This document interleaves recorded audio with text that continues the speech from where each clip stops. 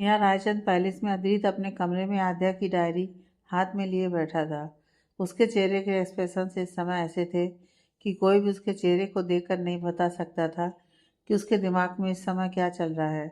उसने गहरी सांस लेकर डायरी बंद की और उसे अच्छे से संभाल कर अपने क्लोजेट में सीक्रेट जगह पर रख दिया। वो क्लोजेट से बाहर आया और बाथरूम में चला गया। इधर राधिया के घर पर अवनी जी और अभिषेक जी उठ चुके थे। अभिषेक जी न्यूज़पेपर पढ़ रहे थे और अवनी जी आद्या के कमरे की तरफ जा रही थीं उसे उठाने। सीढ़ियाँ चढ़ते हुए वो कमरे के सामने आकर रुकीं। उन्होंने कमरे का दरवाज़ा खोला और वो अंदर आईं। कमरे में बिल्कुल सन्नाटा था, जो देखकर उन्हें कुछ अजीब लगा। सामने बेड पर देखा तो आद्या नहीं थी। उन्हें लगा कि शायद बाथरूम में होगी। ये सोचकर उन्होंने आद्या को आवाज़ लगाई, लेकिन उन्हें कोई जवाब नहीं मिला। उन्होंने फिर से आवाज़ लगाई तो भी कोई आवाज़ नहीं आई। उनका दिल घबराने लगा। उन्होंने बाथरूम के गेट पर हाथ रखा तो गेट थोड़ा खुल गया। ये देखकर वो हैरान थी। उन्होंने गेट को पूरा खोला और अंदर देखा तो बाथरूम भी खाली था। अब उन्हें किसी अनहोनी के होने का डर लगने लगा। वो अभिषेक जी को आवाज़ लगाकर बुलाने लगी। नीचे अभिषेक जी, जो न्यूज़पेपर पढ़ रहे थे, उन्होंने जब अपनी जी की घबराई हुई आवाज़ सुनी तो उन्होंने पेपर टेबल पर रखा और अपने कदम ऊपर की तरफ बढ़ा दिए। आद्या के कमरे में आकर उन्होंने कहा, क्या हुआ और आप इतनी घबराई हुई क्यों हैं? अवनी जी, आद्या, आद्या यहाँ नहीं है।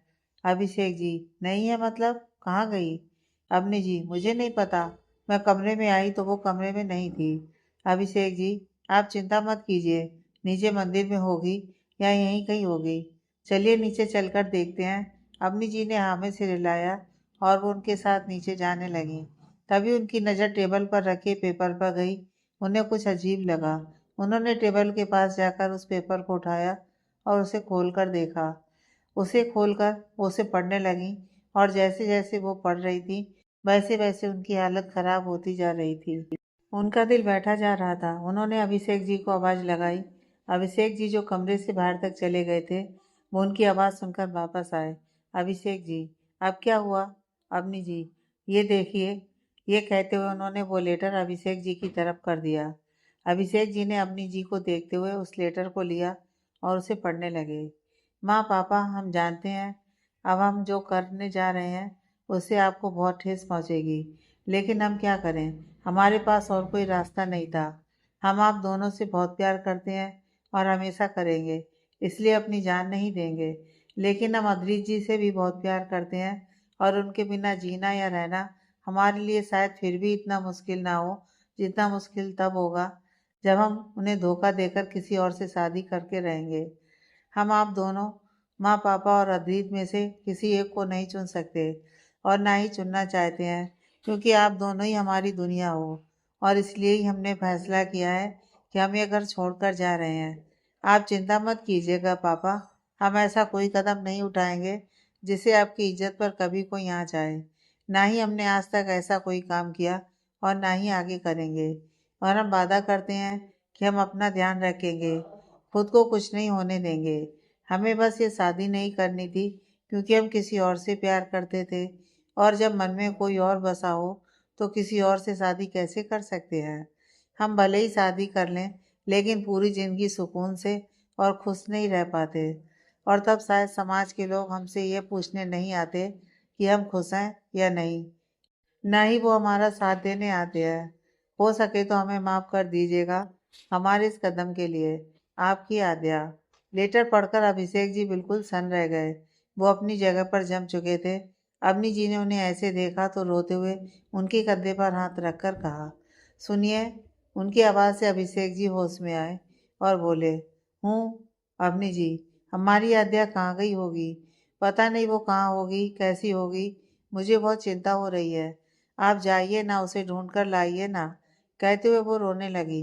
अभिषेक जी, आप चिंता मत कीजिए, कुछ नहीं होगा हमारी बेटी को। हम अभी जाते हैं ढूंढने। तब तक आप दिशा को कॉल करके पूछिए क्या आद्या वहाँ गई है?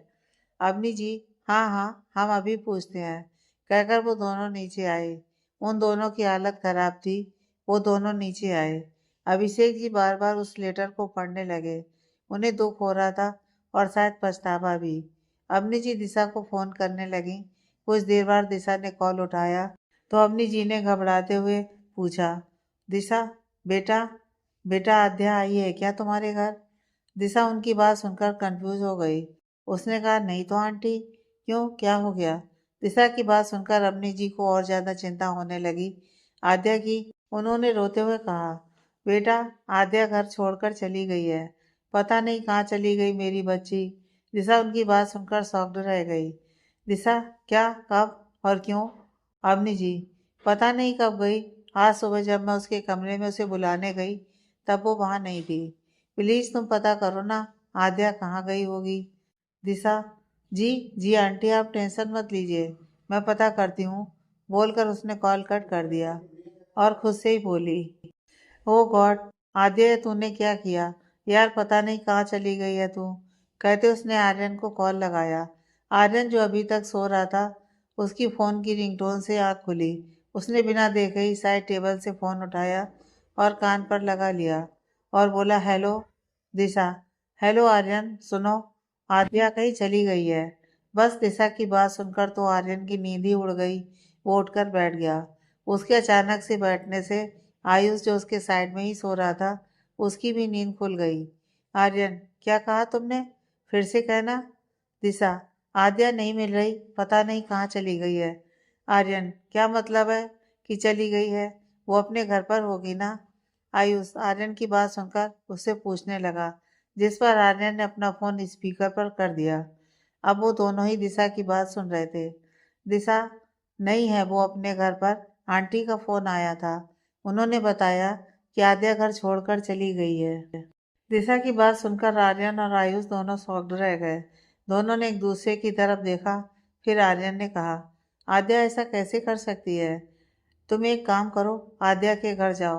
वहाँ ऐसा कुछ तो होगा जिससे पता चल सके। हम अजीत के घर जाते हैं। दिशा ठीक है बोलकर उसने कॉल कट किया, फिर रेडी होने चली गई। इधर आर्यन और आयुष भी परेशान हो गए। आयुष, अगर अजीत को पता चला तो पता नहीं उसका रिएक्शन कैसा होगा। आर्यन, लेकिन उसे बताना जरूरी है, क्योंकि वही आद्या को ढूंढ सकता है।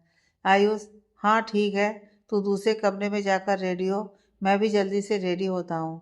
आर्यन ने हाँ में सिर हिलाया। उसके बाद दोनों बेड से उठकर रेडी होने चले गए।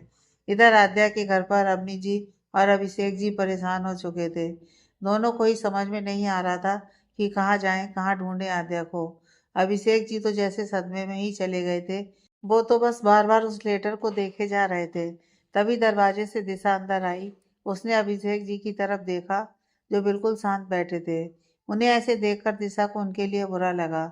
वो अवनी जी के पास आई और बोली, आंटी क्या हुआ, कुछ पता चला आद्या का? अवनी जी, नहीं बेटा, कुछ पता नहीं चला। समझ नहीं आ रहा कि किससे पूछे, कहाँ ढूंढे उसे। तुम्हें कुछ पता चला? दिशा, नहीं आंटी, मुझे भी कुछ पता नहीं चला। लेकिन आपको कैसे पता कि आद्या घर छोड़कर चली गई है? अवनी जी, लेटर छोड़कर गई है, उसमें लिखा था उसने। दिशा, क्या, कहाँ है वो लेटर, दिखाइए। अवनी जी, तुम्हारे अंकल के पास है। दिशा ने अभिषेक जी की तरफ देखा। आंटी, अंकल ठीक तो है ना? अवनी जी, जब से आद्या का लेटर पढ़ा है तब से ऐसे ही शांत बैठे हैं। मुझे तो चिंता हो रही है। आद्या को क्या जरूरत थी घर छोड़कर जाने की? अगर शादी नहीं करनी थी तो बोल देती, हम कौन सा जबरदस्ती करते। एक बार भी हमारे बारे में नहीं सोचा उसने। दिशा को उनकी बात अच्छी नहीं लगी, तो उसने कहा, क्या जरूरत थी आंटी, आप जानती हैं उसे ये शादी नहीं करनी थी। आपको पता है कि वो अदरीत से प्यार करती है। उसके बाद भी आपने उसे शादी करने के लिए फोर्स किया, तो उसके पास और कोई रास्ता ही नहीं बचा। आप लोगों के बारे में ही सोचा है आज तक उसने, इसलिए खुद की खुशी देखी नहीं। और आज जब उसने अपनी खुशी देखी तो आप कह रही हैं उसने आप लोगों के बारे में नहीं सोचा। दिशा की बात सुनकर अम्मी जी चुप हो गईं। अब उनके पास कहने को कुछ नहीं बचा। आखिर गलती उनकी ही तो थी। उन्हें सब कुछ पता था, उसके बाद भी वो आद्या को समझा रही थी कार्तिक से शादी करने के लिए। देखा जाए तो आद्या की खुशी के बारे में किसी ने सोचा ही नहीं। सबको अपनी अपनी पड़ी है, तो वो और क्या करती। दिशा, आंटी, क्या मैं वो लेटर पढ़ सकती हूँ? अवनी जी, हाँ बोलकर वो अभिषेक जी के पास आई और उन्हें इस तरह शांत बैठे देख उनकी आंखों में आंसू आ गए। उन्होंने उनके हाथ से लेटर लेने की कोशिश की, लेकिन अभिषेक जी ने लेटर इतने कस के पकड़ा हुआ था कि अवनी जी उसे ले ही नहीं पाई। उन्होंने अभिषेक जी के कंधे पर हाथ रखकर उन्हें थोड़ा सा हिलाते हुए कहा, सुनिए, सुनिए ना। उनके हिलाने से अभिषेक जी होश में आए। उन्होंने बिना किसी भाव के अवनी जी की तरफ देखा। अवनी जी, लेटर दीजिए, दिशा आई है। अभिषेक जी ने गर्दन घुमाकर दिशा की तरफ देखा, फिर लेटर छोड़ दिया। अवनी जी ने लेटर दिशा को दे दिया। दिशा ने लेटर लेकर उसे पढ़ा और पढ़ने के बाद दिशा की आंखें नम हो गईं। उसने अपने आंसू पोंछे और एक गहरी सांस लेकर अवनी जी से कहा, आप चिंता मत कीजिए आंटी, आद्या जल्दी ही मिल जाएगी। वो हमें छोड़कर कहीं नहीं जाएगी। अवनी जी ने हामी से रिलाया। वहीं दिशा आर्यन के कॉल का इंतजार कर रही थी। इधर रायचंद पैलेस में आर्यन और आयुष पहुंच चुके थे। वो दोनों जल्दी जल्दी अद्रीत के पास जाने लगे तो वेदिका जी ने उनसे इतनी सुबह सुबह आने का कारण पूछा तो आर्यन ने उन्हें बता दिया कि आद्या घर छोड़कर चली गई। ये सुनकर वेदिका जी भी परेशान हो गईं। कमरे से निकल रहे अर्जुन जी ने भी उसकी बात सुनी तो वो भी उनके पास आ गए। अर्जुन जी, अद्रीत को पता है क्या ये बात? आयुष, नहीं अंकल, हम उसी के पास जा रहे हैं। अर्जुन जी, ठीक है, तुम दोनों जाओ, तब तक मैं अपने सोर्सेज से पता लगाने की कोशिश करता हूँ। उन दोनों ने हामी से रिलाया और अद्रीत के कमरे की तरफ बढ़ गए। अर्जुन जी, वेदिका जी, आप रेडी हो जाइए, हम अभिषेक जी के घर चलते हैं। पता नहीं उनकी क्या हालत होगी वहाँ। वेदिका जी, हाँ हाँ, मैं बस अभी आती हूँ, बोलकर वो अपने कमरे में चली गई और अर्जुन जी अपने फ़ोन से किसी को कॉल करने लगे। आर्यन और आयुष अद्रित के कमरे में आए। देखा तो अद्रित रेडी हो रहा था। उसे देखकर उन दोनों ने एक दूसरे को देखा। दोनों में से किसी की भी हिम्मत नहीं हो रही थी अद्रित को बताने की, लेकिन बताना तो था ही। आर्यन और आयुष अद्रित के कमरे में थे। अद्रित ने उन्हें देखा तो कहा, अच्छा हुआ तुम दोनों आ गए। हमें आज आद्या के घर जाना है। आज उस कार्तिक को मैं छोड़ूंगा नहीं। उसकी शादी आद्या से तो नहीं होगी। उसकी बात सुनकर आर्यन ने कहा, हमें वहां नहीं जाना है, कहीं और जाना है। अद्रित, कहीं और क्यों? और कहाँ पर? आयुष, अद्रित आद्या घर छोड़कर चली गई है। सुबह ही दिशा का कॉल आया, उसने बताया। आयुष की बात सुनकर अद्रित शॉक्ड रह गया। अद्रित, वाट, घर छोड़कर चली गई है? लेकिन क्यों? आर्यन, ये तो हमें नहीं पता। दिशा ने सिर्फ इतना बताया कि आद्या की मॉम का फोन आया था और उन्होंने बताया कि आद्या घर छोड़कर चली गई है। अद्रित, नहीं, कोई बड़ी बात है। वो कभी इतना बड़ा कदम नहीं उठाएगी और वो ऐसा कैसे कर सकती है? वो मुझे छोड़कर नहीं जा सकती। चलो, हमें उसे ढूंढना है। आर्यन और आयुष ने हामी से रिलाया। उसके बाद वो तीनों आद्या को ढूंढने के लिए निकल गए। इधर आद्या के घर पर अर्जुन जी और वेदिका जी पहुंचे।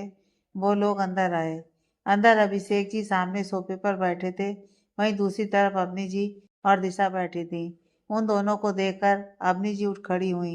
वहीं अभिषेक जी भी उठ खड़े हुए। अर्जुन जी अभिषेक जी के पास आए। उन्होंने उनके कंधे पर हाथ रखकर थपथपाते हुए कहा, आप चिंता मत कीजिए, आद्या मिल जाएगी। उनकी बात पर सभी उन्हें देखने लगे, जिस पर वेदिका जी ने कहा, आर्यन ने बताया हमें तो हम तुरंत यहाँ आ गए। दिशा, मैंने ही बताया आंटी उसे, मुझे लगा ढूंढने में मदद मिलेगी। सॉरी अगर आपको बुरा लगा हो तो। अवनी जी, नहीं बेटा, अच्छा किया। वेदिका जी, आप चिंता मत कीजिए भाभी जी, अर्जुन ने अपने सोर्सेस लगा दिए हैं आद्या को ढूंढने के लिए। अवनी जी, आपका बहुत बहुत शुक्रिया भाई साहब। अर्जुन जी, ये कैसी बातें कर रही हैं आप? आद्या हमारी अपनी बच्ची है। उनकी बात पर अभिषेक जी और अवनी जी एक दूसरे को देखने लगे, फिर अर्जुन जी को। इधर अद्रित आर्यन और आयुष के साथ आद्या को जगह जगह ढूंढ रहा था। कुछ सोचते हुए अद्रित ने गाड़ी साइड में रोकी और कहा, आद्या की सिर्फ दिशा ही एक फ्रेंड है और कोई फ्रेंड है नहीं, और वो दिशा के पास गई नहीं है। अगर उसका यहाँ से जाने का इरादा है तो वो बस रेलवे स्टेशन पर कहीं होगी। आर्यन, हाँ वहीं देखते हैं। अद्रित, लेकिन ऐसे एक साथ नहीं, अलग अलग ढूंढना होगा हमें। आयुष, ठीक है, तो मैं और आर्यन बस स्टैंड और बाकी जगह देखते हैं। आर्यन, पर जाएंगे किससे? आयुष, यहाँ से फ्लैट पास ही है, बाइक से चलेंगे। आर्यन, ठीक है, चल। अद्रित, कुछ भी पता चले तो मुझे बताना। उन दोनों ने हामी से रिलाया। उसके बाद दोनों वहां से चले गए। अद्रित ने भी कार स्टार्ट की और वहां से चला गया। इधर आद्या के घर पर सभी परेशान से बैठे थे। अर्जुन जी कॉल पर बात कर रहे थे, तभी अभिषेक जी का फोन बजा। अभिषेक जी ने देखा तो विकास जी का कॉल था। ये देखकर उन्होंने अपनी जी की तरफ देखा, फिर एक गहरी सांस लेकर उन्होंने कॉल उठाया। वैसे तो उनकी हिम्मत बिल्कुल भी नहीं हो रही थी बात करने की, लेकिन मजबूरी में उन्होंने उठाया फोन और कान से लगा लिया। अभिषेक जी, हेलो। विकास जी, हेलो भाई साहब, हम गार्डन में पहुंच चुके हैं। आप लोग कहाँ हैं? अभी तक हमारे स्वागत के लिए कोई आया ही नहीं है। ये तैयारी की है आपने? अभिषेक जी, जी वो हम नहीं आ रहे हैं। विकास जी, क्या मतलब है नहीं आ रहे हैं? देखिए, अगर अपनी बेटी की शादी करनी है तो शादी आज ही होगी। इसके बाद शादी नहीं हो सकती। अगर आज शादी नहीं हुई तो हम ये रिश्ता तोड़ देंगे। अब अभिषेक जी क्या बोले? उन्हें कुछ समझ ही नहीं आया। बाकी सभी उन्हें देख रहे थे। अर्जुन जी ने देखा तो उन्होंने अपना कॉल कट किया और वो अभिषेक जी के पास आए। उन्होंने अभिषेक जी से फोन लिया और अपने कान पर लगा लिया। जब विकास जी को अभिषेक जी की तरफ से कोई जवाब नहीं मिला तो वो एक बार फिर बोले, हेलो, आप सुन रहे हैं ना? मैंने क्या कहा? शादी आज ही करनी है तो आ जाइए, वरना समझिए हमारी तरफ से रिश्ता खत्म। अर्जुन जी, तुम क्या रिश्ता तोड़ोगे? हम खुद तोड़ते हैं तुमसे रिश्ता। हमें नहीं करनी अपनी बेटी की शादी तुम्हारे बेटे से। विकास जी, आप कौन? अर्जुन जी, अर्जुन रायचंद। जानते तो होगे ही आप मुझे मिस्टर कपूर। आगे से आप फोन मत कीजिएगा और अपने बेटे से भी ये बात बोल दीजिएगा। बोलकर उन्होंने कॉल कट कर दिया। अर्जुन जी की बात से वेदिका जी और दिशा के चेहरे पर मुस्कुराहट आ गई और अभिषेक जी और अवनी जी हैरानी और शौक से मिले जुले भाव से अर्जुन जी को देखने लगे। अर्जुन जी अभिषेक जी से, आप चिंता मत कीजिए, आपकी आद्या का नसीब इतना खराब नहीं है कि वो कपूर परिवार के घर की बहू बने। वेदिका जी, और नहीं तो क्या, आद्या जैसी सुलझी और समझदार लड़की की कदर वो लोग कभी नहीं कर पाएंगे। भाभी जी, भाई साहब, मैं जानती हूँ ये समय इन सभी बातों का नहीं है, लेकिन मेरे मन में बहुत पहले से ये बात थी जो मैं आप दोनों से कहना चाहती थी। उनकी बात सुनकर सभी उन्हें देखने लगे तो वो बोली, दरअसल आद्या को मैं अपने घर की बहू बनाना चाहती हूँ। मेरे अद्रीत के लिए आद्या बिल्कुल सही जीवन साथी है। जब मैंने उसे पहली बार देखा था तभी आद्या में मुझे अपनी बहू नजर आने लगी थी। अर्जुन जी, हाँ मुझे भी आद्या बहुत पसंद है। वैसे तो हमारी एक बेटी है जो अभी तक हमसे मिलने नहीं आई है, बस अदरीत से मिलकर ही किसी काम की वजह से वापस चली गई थी।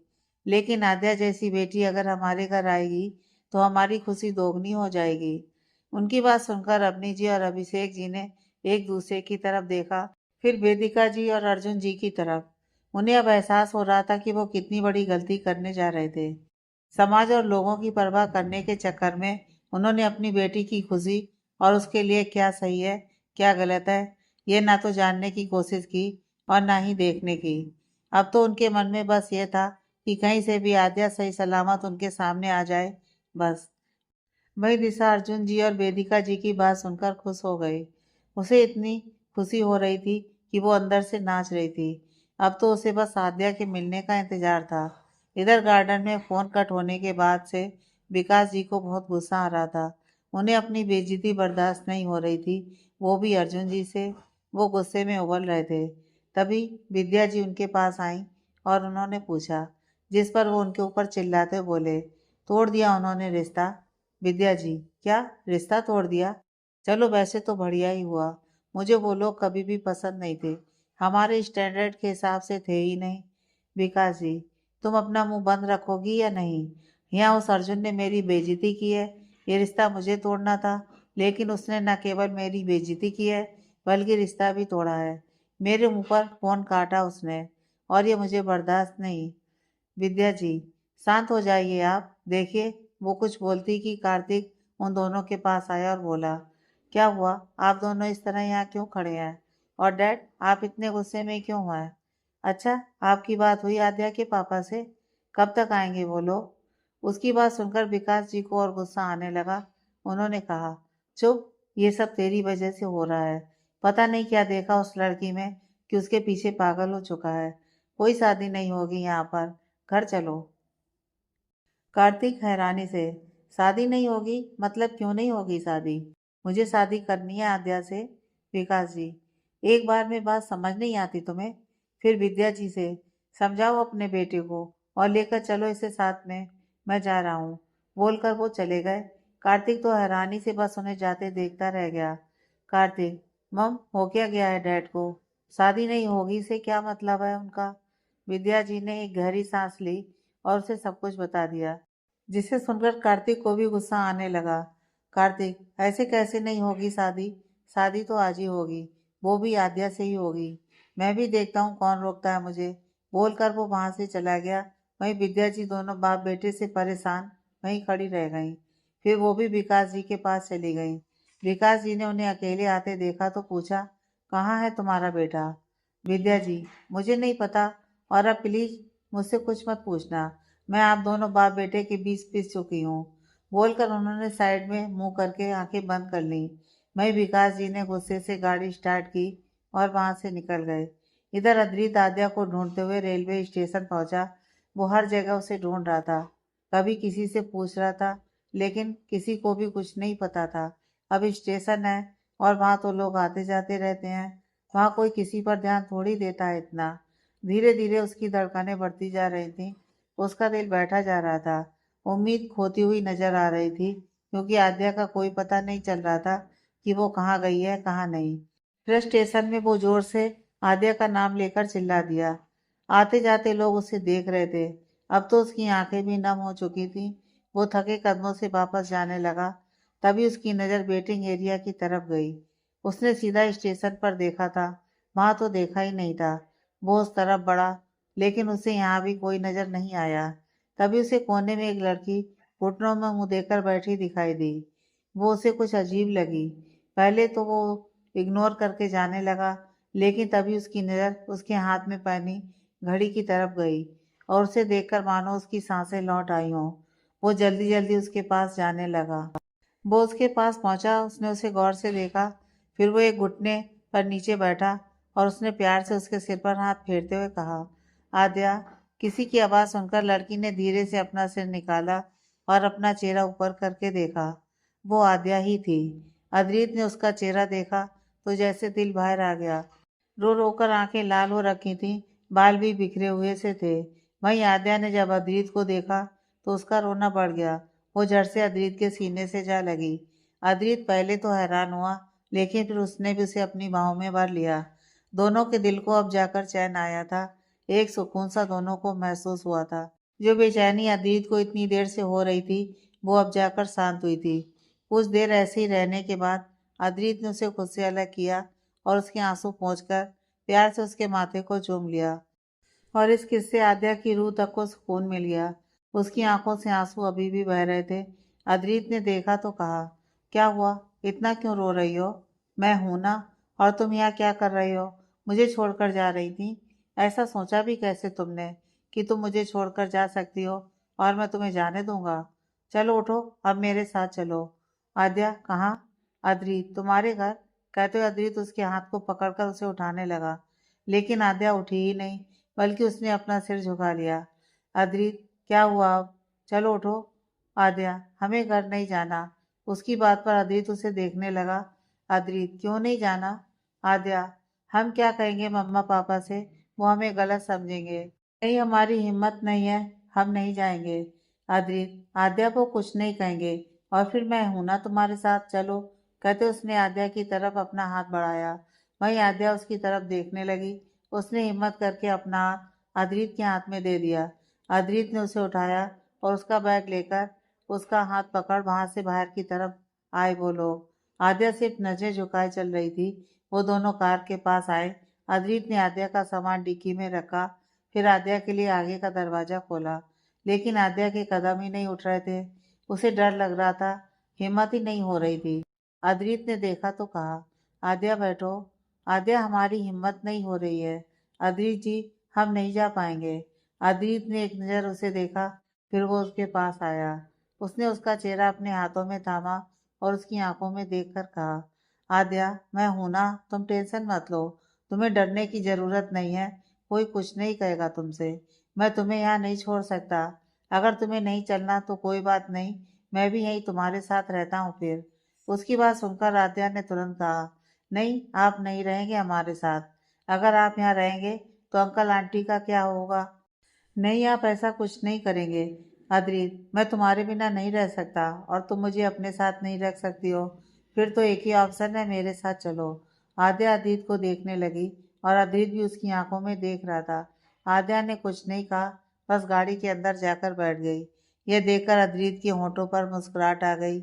उसने आद्या को देखा, फिर अपना फ़ोन निकाला और आर्यन और आयुष को मैसेज करके ड्राइविंग सीट की तरफ आकर बैठ गया।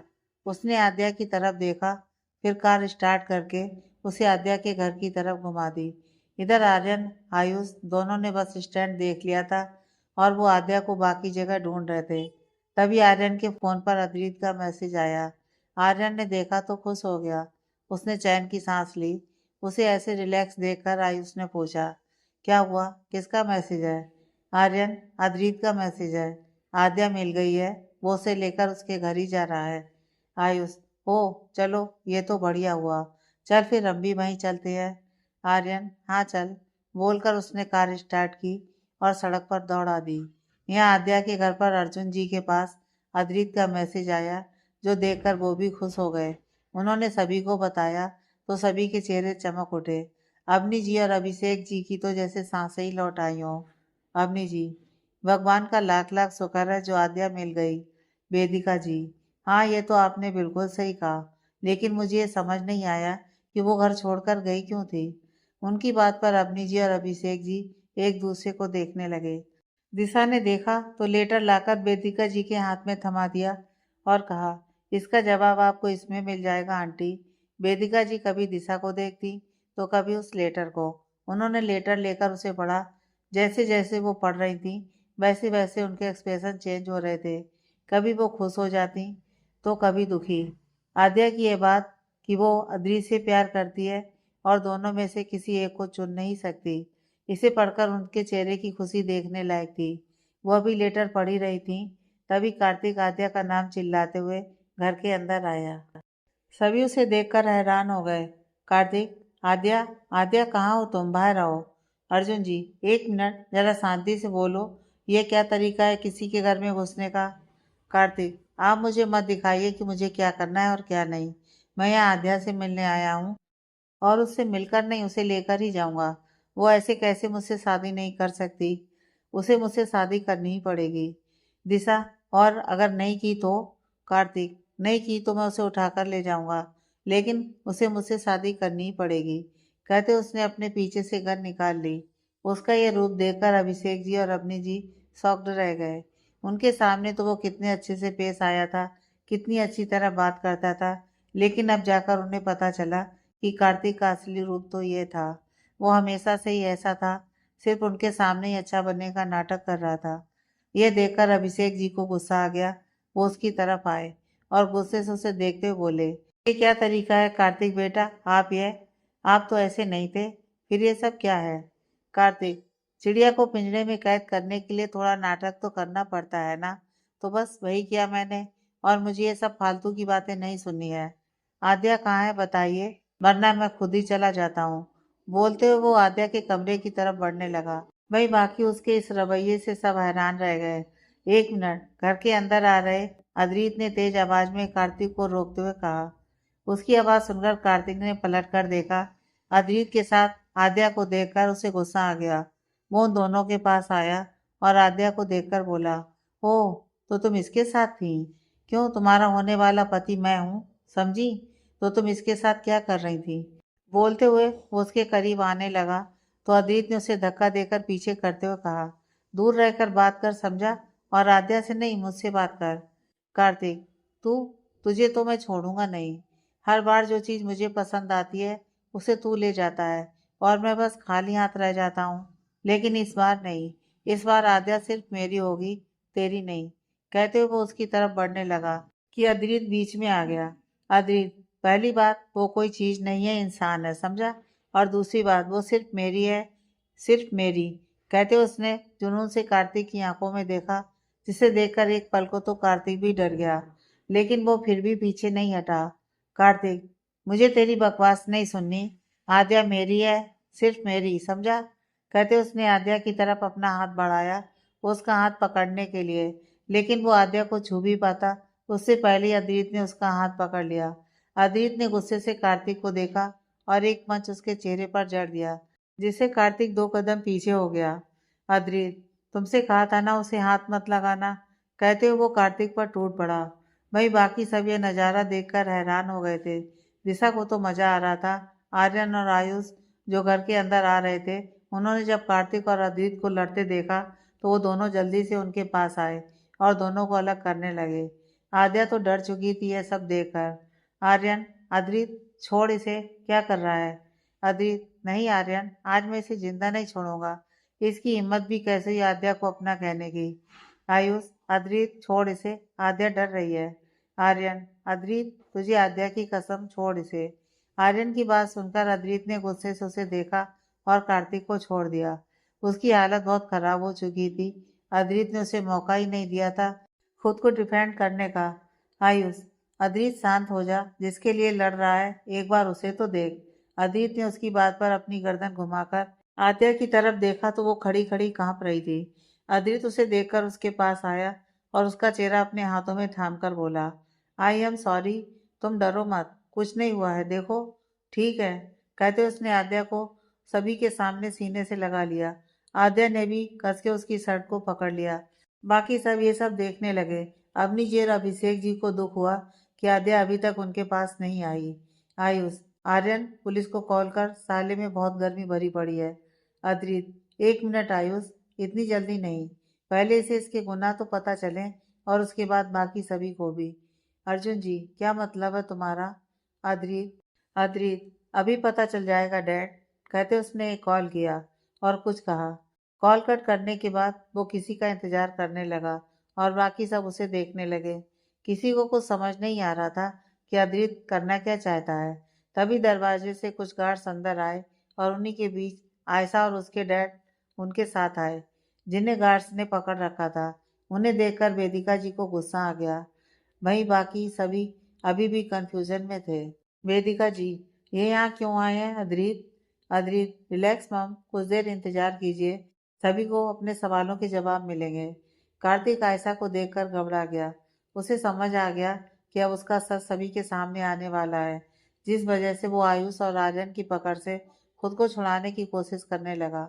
वहीं आयशा भी कार्तिक को यहाँ देखकर हैरान थी। अद्रित आयशा के पास आया और उसे गुस्से से देखते हुए बोला, अगर तुम चाहती हो कि तुम्हें तुम्हारे किए की सजा ना मिले तो जो मैं पूछ रहा हूँ उसका सच सच जवाब देना, नहीं तो ये जो मेरे गार्ड्स है ना, ये तुम्हें ऐसी जगह ले जाएंगे जहाँ से तुम कभी बाहर नहीं आ पाओगी। कहते हुए वो उसकी तरफ खतरनाक तरीके से मुस्कुरा दिया, जिसे देखकर आयशा कांप उठी, क्योंकि वो जानती थी अद्रित का एक रूप और है जो भले ही अभी तक उसके सामने नहीं आया है, लेकिन है बहुत खतरनाक। उसने आमे सिर हिला दिया, जिसके बाद अद्रित ने उससे सवाल करना शुरू किया। अद्रित ने कार्तिक की तरफ इशारा करके उससे पूछा, क्या तुम इसे जानती हो?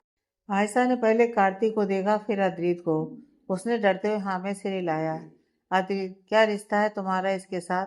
मिस्टर देसाई, ये कैसा बेवकूफ़ी भरा सवाल है। तुम सभी एक कॉलेज में तो हो, जैसे तुम उसे जानते हो वैसे ही ये भी जानती है। अद्रित, बताओ आयशा, जवाब दो। आयशा ने डरते हुए कहा, कार्तिक मेरा बॉयफ्रेंड है। आयशा की ये बात सुनकर सभी दंग रह गए। किसी को भी नहीं पता था इस बारे में तो। आद्या और दिशा तो शौक हो चुकी थी। अद्रित, जब हम सभी को प्रोजेक्ट मिला था तो उसकी फाइल गायब हुई थी, या तुमने उसे गायब किया था? बताओ। आयशा, मैंने ही गायब किया था। अद्रित, और इसमें तुम्हारे साथ कार्तिक था या नहीं? आयशा ने हाँ में सिर हिलाया। जैसे जैसे बातें सामने आ रही थीं, सभी हैरान होते जा रहे थे। आयशा, मैंने ही कार्तिक से कहा था कि वो तुम्हारे सामने ऐसी बात कहे जिससे तुम्हें पता चल जाए कि आद्या कार्तिक को पसंद करती है और वो तुम्हें भी अपने पीछे घुमा रही है। यह बात सुनकर आद्या की आंखें बड़ी बड़ी हो गईं। उसने अपने मुंह पर हाथ रख लिया। वहीं अद्रित की मुट्ठी कस चुकी थी, लेकिन अभी उसे खुद को कंट्रोल करना था, क्योंकि अभी तो बहुत कुछ था जो बाहर आने वाला था। दिशा, इसका मतलब फ्रेशर पार्टी वाले दिन जो आद्या के साथ जबरदस्ती करने की कोशिश हुई, वो तुम दोनों का प्लान था? दिशा की बात सुनकर अद्रित ने तुरंत आद्या की तरफ देखा, जिसने यह सुनते ही अपना सिर झुका लिया। अद्रित ने फिर कार्तिक की तरफ गुस्से से देखा। आर्यन, साले तू इतना नीचे गिर जाएगा, पता नहीं था हमें।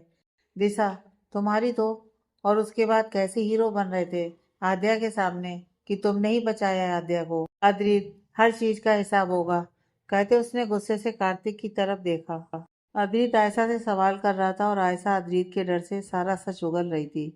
अद्रित, पार्टी वाले दिन तुम दोनों ने क्या किया था बताओ सबको, वरना मेरे पास सीसीटीवी फुटेज भी है उसके। सीसीटीवी फुटेज की बात सुनकर आयशा और कार्तिक दोनों हैरान रह गए। अद्रित ने आयशा को बोलने का इशारा किया तो आयशा ने कहा, उस दिन पार्टी में मैं और कार्तिक आए थे, सबसे छुपकर। हम दोनों की नज़र आद्या और अद्रित पर ही थी। हमने पार्टी में ही एक वेटर को पैसे देकर अद्रित और आद्या के जूस में थोड़ी सी ऐसी नशे की दवाई मिलाई थी जिसके बाद इन दोनों के साथ जो होता उन्हें याद नहीं रहता। आद्या के बाथरूम जाने के बाद मैंने कार्तिक को उसके पीछे भेज दिया और मैं तुम्हारे पास आ गई, लेकिन मैं पहुंचती उससे पहले ही तुम चले गए थे। हमारा प्लान था कि कार्तिक की आद्या के साथ और मेरी तुम्हारे साथ फोटोज लेकर उन्हें तुम दोनों को भेज देंगे, आद्या की तुम्हारे पास और तुम्हारी आद्या के पास, जिससे तुम्हें लगेगा कि आद्या तुम्हें धोखा दे रही है और आद्या को भी यही लगे और फिर तुम दोनों एक दूसरे से दूर हो जाओगे। उसके बाद कार्तिक आद्या से शादी कर लेगा और मैं तुमसे शादी कर लूँगी। आयशा के मुँह से सच सुनकर सभी हक्के बक्के रह गए। इतनी बड़ी प्लानिंग? वेदिका जी, यकीन नहीं होता एक लड़की होकर तुमने दूसरी लड़की के साथ ऐसा करने की कोशिश की। सिर्फ अद्रित और आद्या से शादी करने के लिए तुम दोनों इतना नीचे गिर गए। अवनी जी और अभिषेक जी तो सौग्र थे कि इतना कुछ हो रहा था उनकी बेटी के साथ और उन्हें कोई खबर नहीं थी, और फिर भी वो उसी इंसान के साथ आद्या की शादी करना चाहते थे। दिशा, इन दोनों को तो ऐसी सजा मिलनी चाहिए कि ये वापस ऐसा करने से पहले 100 क्या अनगिनत बार सोचें। अभिषेक जी कार्तिक के पास आए और बोले, जब तुम हमारे घर आए थे और ये बोला था ना कि तुम आद्या से शादी करने को तैयार हो, उस समय हमें लगा था तुम बहुत अच्छे लड़के हो, तुम्हें जरा भी शर्म नहीं आई ये सब करते हुए। हमने अपनी बेटी पर भरोसा न करके तुम्हारे ऊपर भरोसा किया, और तुम क्या कर रहे थे? अर्जुन जी, यही तो आपकी सबसे बड़ी गलती है। अभिषेक जी, बच्चों पर भरोसा रखना चाहिए, आखिर उन्हें परवरिश आप लोगों ने ही तो दी है, और आप दोनों को ही अपनी परवरिश पर भरोसा नहीं।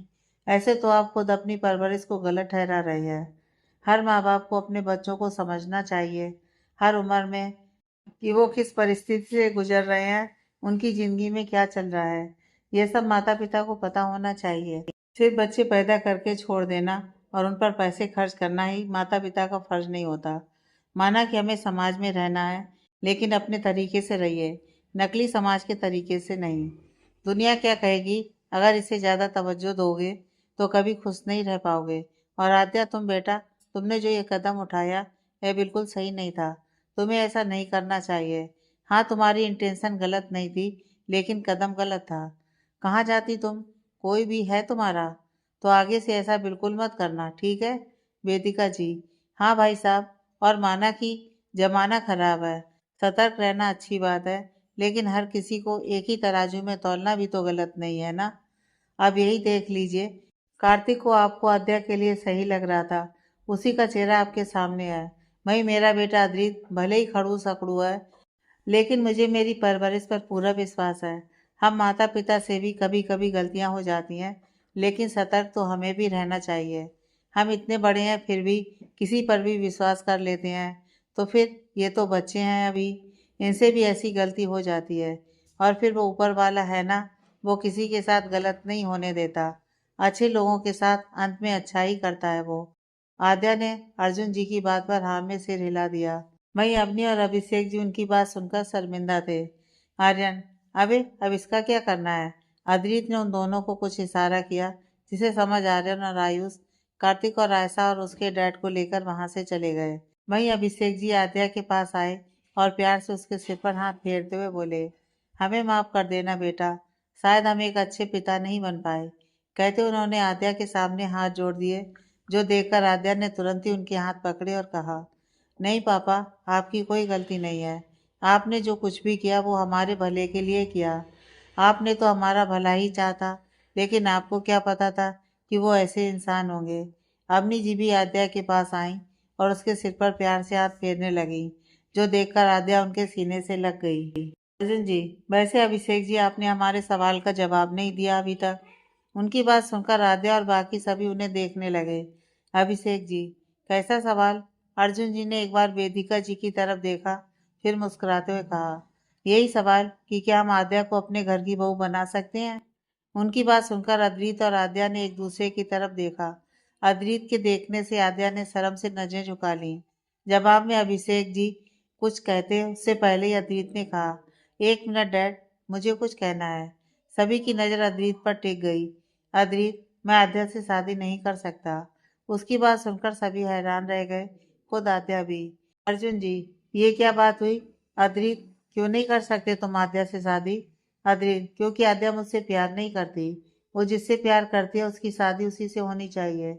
अगर वो मुझसे प्यार नहीं करती है तो मैं उससे जबरदस्ती शादी नहीं करना चाहता। उसकी बात सुनकर आद्या को समझ आया कि वो ऐसा क्यों कह रहा है। साथ ही उसे बेचैनी भी होने लगी। वेदिका जी, लेकिन बेटा आद्या तो, वो आगे कहती कि अर्जुन जी ने उन्हें शांत रहने का इशारा किया और अद्रित की तरफ देखकर कहा, बात तो तुम्हारी सही है। अगर आद्या तुमसे प्यार नहीं करती है, किसी और से प्यार करती है, तो उसकी शादी वहीं होगी। माफ कीजिएगा अभिषेक जी, अब हम चलते हैं।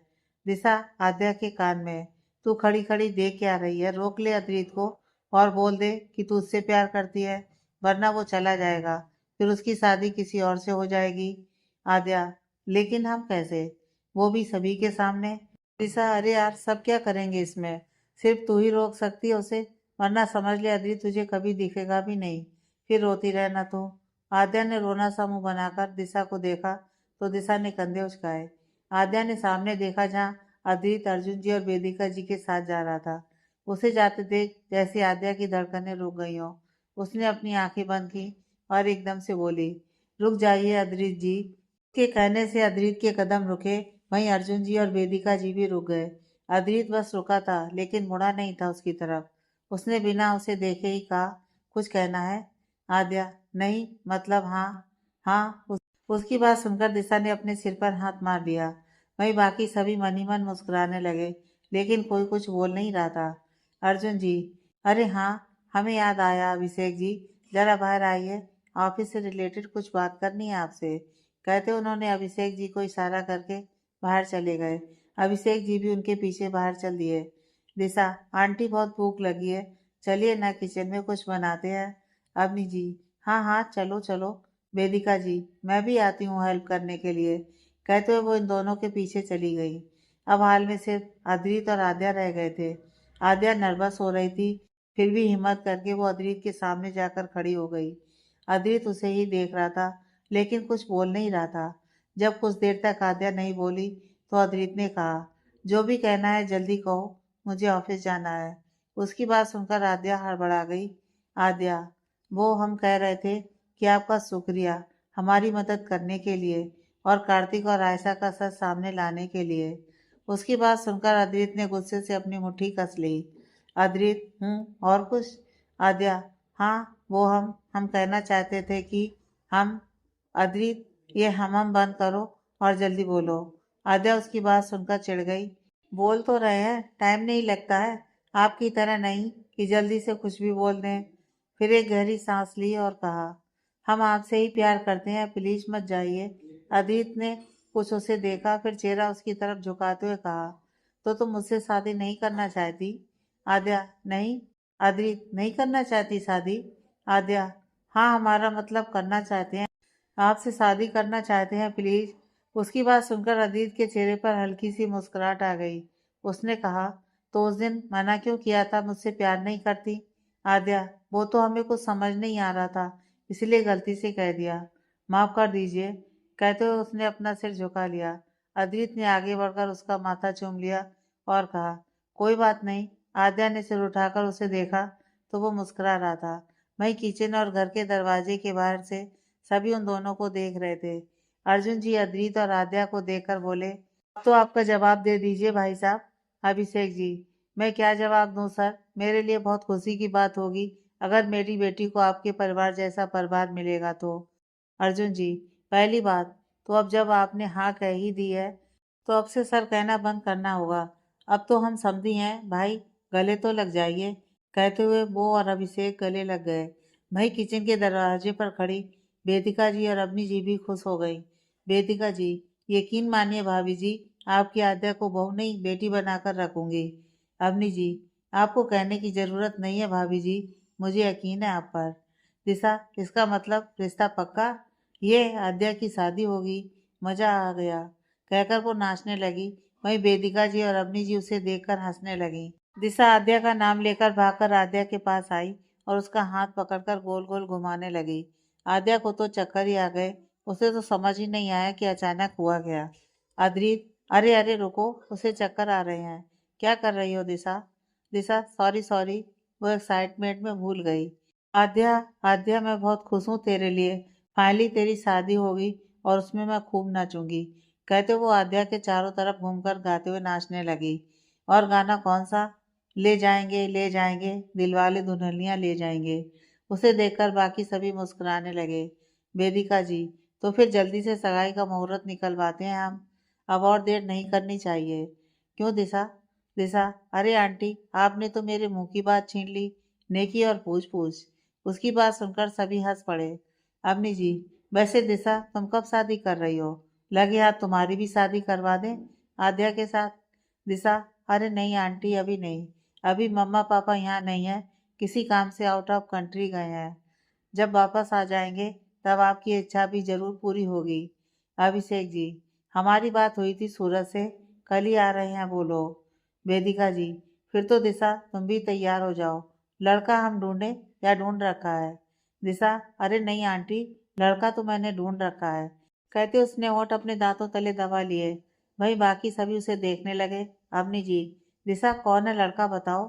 दिशा, वो आंटी, वो आद्या, वो मम्मा आर्यन भाई। वेदिका जी, क्या बात है, फिर मुझे एक नहीं दो दो बेटियां मिलेंगी और फिर हम तीनों मिलकर तुम सबकी बैंड बजाया करेंगे, है ना दिशा? कहकर उन्होंने दिशा को ताली दी। इस पर हंसते हुए दिशा ने भी उनका साथ दिया। थोड़ी बातचीत करने के बाद सभी वहां से चले गए। अब सिर्फ आद्या और अभिषेक जी, अवनी जी रह गए थे। सभी आद्या के घर से निकल गए थे। अद्रित वहां से निकलकर आर्यन और आयुष के पास चला गया। कुछ देर बाद उसकी गाड़ी एक फार्म हाउस के आगे आकर रुकी, जो जंगल एरिया में था। वो गाड़ी से बाहर आया और फार्म हाउस के अंदर की तरफ बढ़ गया।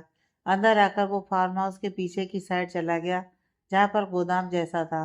वो वहां पहुंचा तो वहां आर्यन और आयुष सामने कुर्सी पर बैठे और उनके सामने आयशा और कार्तिक बंधे हुए थे। साथ ही एक लड़का और था। ये वही था जिसने फ्रेशर पार्टी के दिन कार्तिक के कहने पर आद्या के साथ जबरदस्ती की थी। साथ वो वेटर भी था। अद्रित उन दोनों आर्यन और आयुष के पास आया। उसे देखकर आर्यन बोला, आजा यार, कितनी देर लगा दी, मूवी देखने का कब से इंतजार कर रहे हैं। उसकी बात सुनकर अद्रित के चेहरे पर डेविली स्माइल आ गई। वो वहीं शांत से सोफे पर बैठ गया। अद्रित, शुरू करो। आयुष, हाँ हाँ क्यों नहीं, कहते हुए आयुष ने एक बटन दबाया, जिससे सामने बंधे सभी लोगों को करंट लगने लगा और उनकी चीखें निकलने लगी। उनकी चीखें अद्रित आराम से एंजॉय कर रहा था। अद्रित, मजा नहीं आया यार।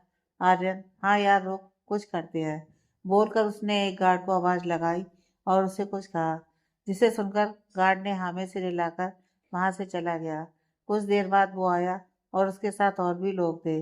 वे सभी आयशा के पास आए और शॉकिंग मशीन को आयशा के सिर पर लगाने लगे। तभी आयशा ने चिल्लाते हुए कहा, नो, ये तुम क्या कर रहे हो अद्रित? मैंने तुम्हारे कहने पर जैसा तुमने कहा था वैसा ही किया, सभी के सामने अपना सच कबूल लिया। उसके बाद भी तुम ऐसा क्यों कर रहे हो मेरे साथ? छोड़ दो मुझे प्लीज।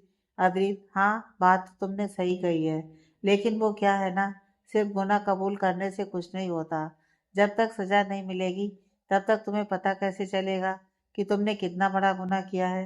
कहते उसने अपनी गुस्से भरी लाल आंखों से आयशा को देखा और फिर उन लोगों को इशारा किया, जिसके बाद उन लोगों ने सब कुछ सेट किया और आयशा को शौक देने लगे। उसकी चीखें इतनी भयानक थीं कि किसी का भी दिल दहल जाए। अदरी तो बिना किसी भाव के, बिना रुके कार्तिक को मारे ही जा रहा था। बीच बीच में वो तीनों एक दूसरे को स्विच करते जा रहे थे। लास्ट में जाकर वो तीनों रुके। तब तक उन सभी की हालत खराब हो चुकी थी, बस जान जाना बाकी था। अदित ने गार्ड्स को ऑर्डर देते हुए कहा, इन्हें खाने को और पीने को पानी मत देना। जब ये मर जाए तो इनकी चिता को यहीं अग्नि के हवाले कर देना। गार्ड्स ने हाँ में सिर हिलाया। उसके बाद अद्रित, आर्यन और आयुष वहां से निकल गए रायचंद पैलेस के लिए।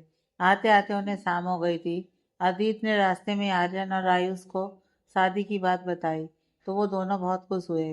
पैलेस पहुंचते ही उन्हें एक और खुशखबरी मिली। ये खुशखबरी न सिर्फ अदित और आर्यन के लिए थी, बल्कि आयुष के लिए भी थी। सृष्टि परमानेंटली वापस आ रही थी और आयुष और उसकी शादी भी अदित और आर्यन के साथ ही तय कर दी थी। शादी की डेट्स निकल चुकी थी। एक हफ्ते बाद सभी की शादी थी। 2 दिन बाद एंगेजमेंट थी और उसके बाद बाकी के फंक्शन।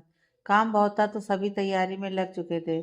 कल सृष्टि के आने की शॉपिंग करनी थी, जिसके लिए वेदिका जी ने डिजाइनर को घर ही बुला लिया था, साथ ही दिशा और आद्या को भी। अद्रित तो बहुत खुश था। उसे आद्या जो मिलने जा रही थी वो अपने कमरे में आया और उसने आद्या की डायरी निकाली। उसे देखकर उसने कहा, मेरा प्यार तुम्हारे प्यार के आगे कुछ नहीं है आद्या। भले ही तुम्हें मुझसे पहले प्यार हुआ हो, लेकिन देखना, तुम्हें इतना खुश रखूंगा कि तुम्हें कभी मेरे प्यार में कमी नहीं नजर आएगी। कहते उसने डायरी को सीने से लगा लिया। अगले दिन से शादी की तैयारी शुरू हो चुकी थी। रायचंद पैलेस के हॉल में सभी लेडीज बैठी थी। डिजाइनर्स अपने अपने डिजाइन दिखा रहे थे। अवनी जी कपड़ों का प्राइस देखकर घबरा रही थी। ड्रेसेस सारी एक से बढ़कर एक थी, लेकिन उनके बजट के हिसाब से ज्यादा थी। आद्या को भी प्राइस ज्यादा लग रही थी। वेदिका जी उसे पसंद करने के लिए कह रही थी, लेकिन वो झिझक रही थी। उसकी झिझक देखकर वेदिका जी ने एक बार उसे देखा, फिर अपनी जी को। दोनों को देखते हुए वो परेशानी समझ गई। उन्होंने मुस्कुराते हुए कहा, अवनी जी, आपको इतना हिचकिचाने की जरूरत नहीं है। मैं ये सब मेरी बेटी के लिए ले रही हूँ। आपको तो सिर्फ यहाँ पसंद करने के लिए बुलाया है। और दूसरी बात, हमें सिर्फ आपकी आज्ञा चाहिए। उसे एक जोड़ी कपड़ों में भी भेज देंगी तो भी बहुत होगा हमारे लिए, क्योंकि आज्ञा से बढ़कर हमारे लिए कुछ नहीं है और ना ही हमें चाहिए। अवनी जी का दिल वेदिका जी की बात सुनकर गदगद हो गया। उन्हें बहुत खुशी हो रही थी। उन्हें अपनी बेटी के लिए इतना अच्छा परिवार मिलने जा रहा है, जहाँ उसे कभी किसी चीज की कमी महसूस नहीं होगी, क्योंकि रायचंद न सिर्फ पैसों से अमीर है, बल्कि दिल से भी बहुत अमीर है। अवनी जी, मैं क्या कहूँ भाभी जी, हमारी आद्या बहुत खुशकिस्मत है जो उसे आप जैसा परिवार मिलने जा रहा है।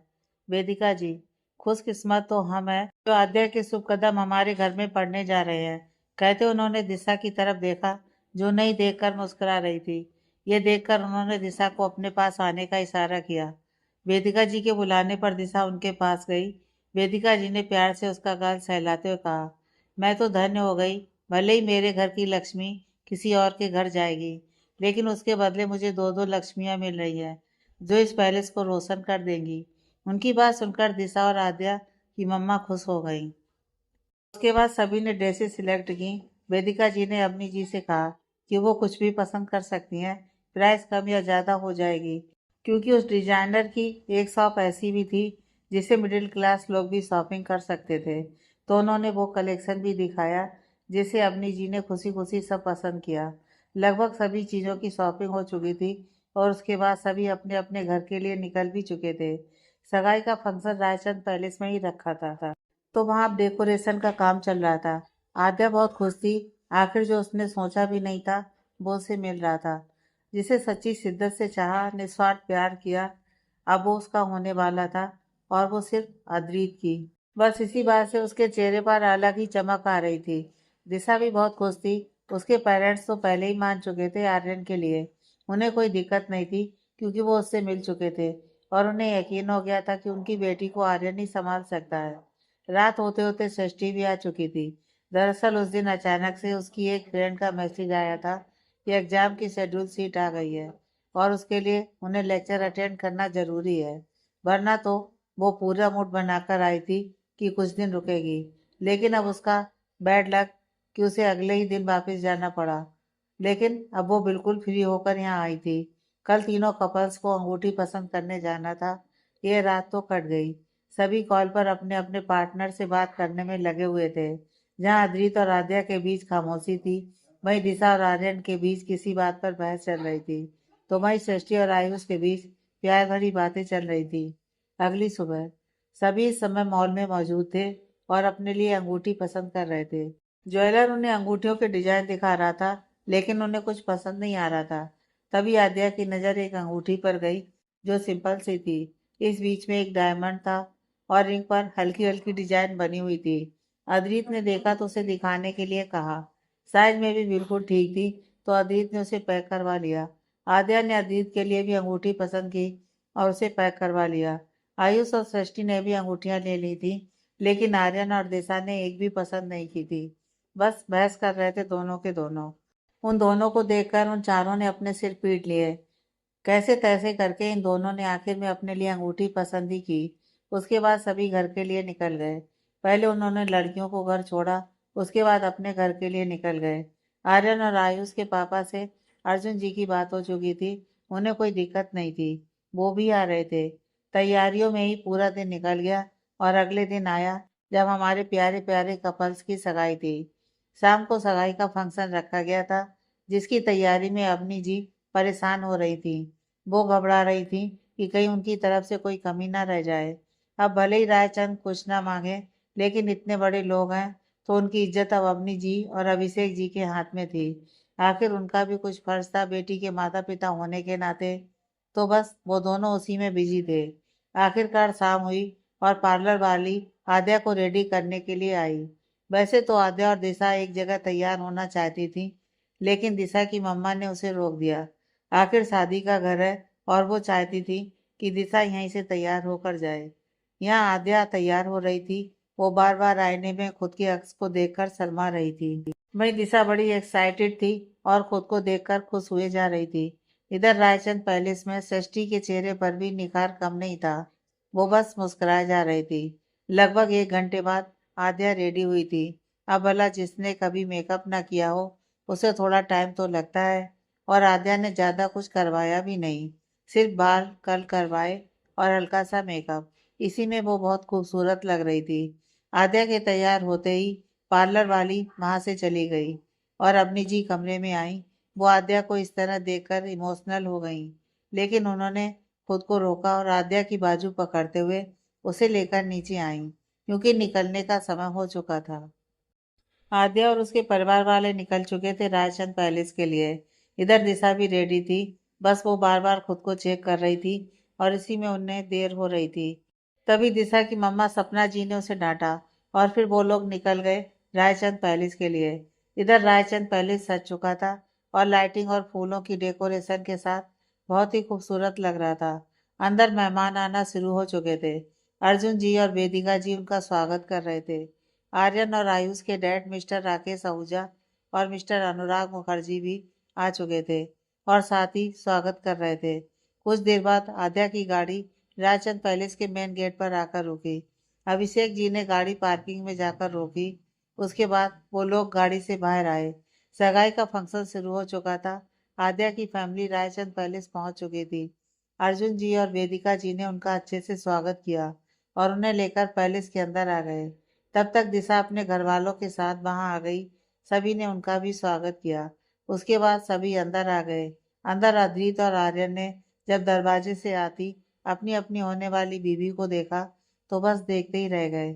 आर्यन ने तो दिशा को देखते हुए उसकी तरफ अपनी एक आंख विंक कर दी, जिसे देखकर दिशा मुस्कुराते हुए शर्मा उठी। वहीं आद्या गर्दन झुकाए चल रही थी।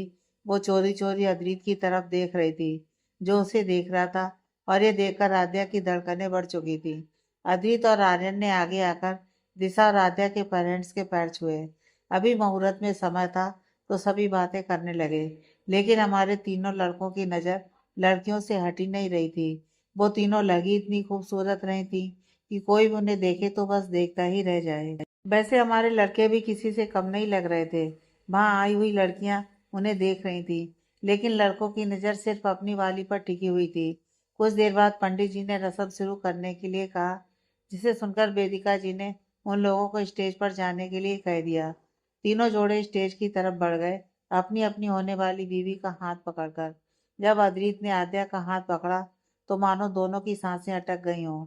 ऐसा लग रहा था जैसे अब ये हाथ कभी नहीं छूटेगा, ये हमेशा अद्रित के हाथ में इसी तरह रहेगा।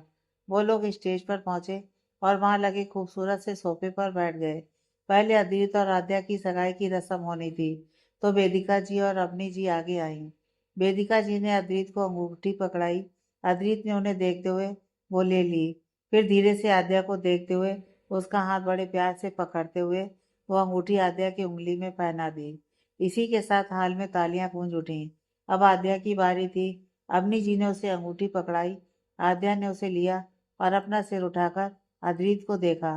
जो उसे ही देख रहा था। दोनों की आंखें मिली तो दिल धड़क उठा। अद्रित ने उसकी तरफ अपना हाथ बढ़ाया, जिसे आद्या ने पकड़कर उसकी उंगली में अंगूठी पहना दी। एक बार फिर हॉल तालियों से गूंज उठा। उसके बाद आर्यन और दिशा ने एक दूसरे को छेड़ते हुए अंगूठी पहनाई। फिर षष्ठी और आयुष ने।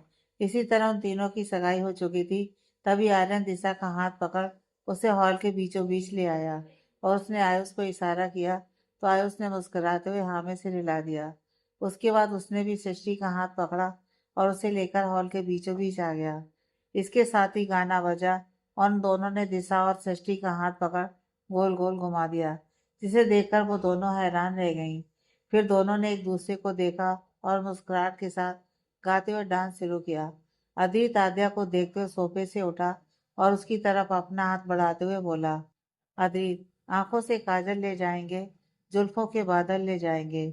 यह देखकर आद्या शर्मा गई। उसने अदित के हाथ में अपना हाथ रखा और उसके बाद वो दोनों स्टेज से उतरकर नीचे उन चारों के पास आ गए। आद्या और अद्रित दोनों एक दूसरे की आंखों में देखते हुए बीच में खड़े थे और बाकी चारों उनके चारों तरफ घूमते हुए नाच रहे थे। दोनों एक दूसरे की आंखों में देखते हुए डांस कर रहे थे। दिशा, आर्यन, सृष्टि, आयुष भी एक दूसरे के साथ डांस कर रहे थे। सभी बड़े अपने अपने बच्चों को देखकर खुश थे। अवनी जी और अभिषेक जी आद्या के चेहरे पर खुशी देख सकते थे और वो खुश थे कि उन्होंने समय रहते सही फैसला लिया।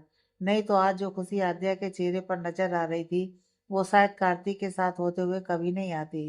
डांस खत्म होने के बाद सभी वापस अपनी जगह स्टेज पर जाकर बैठ गए। उसके बाद गिफ्ट्स और बधाई देने के लिए लोग उनसे मिलने आने लगे। मेहमान सारे गिफ्ट्स देकर खाना खाकर जाते गए, क्योंकि अब पार्टी खत्म होने पर थी। जब वो सभी फ्री हुए तो वेदिका जिन्होंने खाने के लिए बुला लिया, तो वो सभी उनके साथ चले गए बाकी सबके पास। आगे की कहानी नेक्स्ट पार्ट में।